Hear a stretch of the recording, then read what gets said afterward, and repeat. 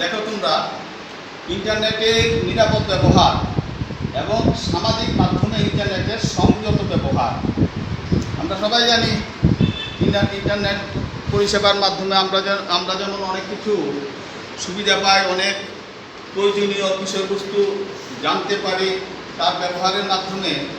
আবার তার অসংযত ব্যবহার, অপব্যবহারও করা যায়। আজকে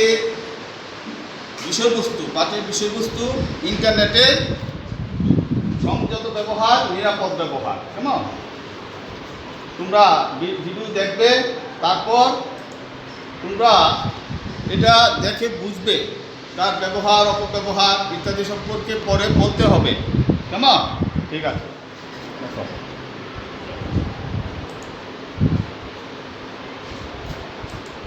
ঠিক আছে।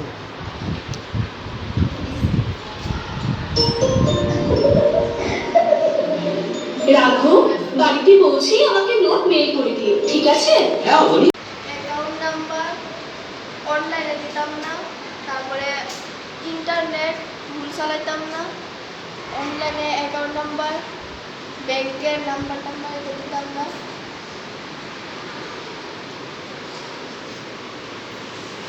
বাবার সঙ্গে জানা বোঝা ছাড়া কোনো কিছু করা উচিত না।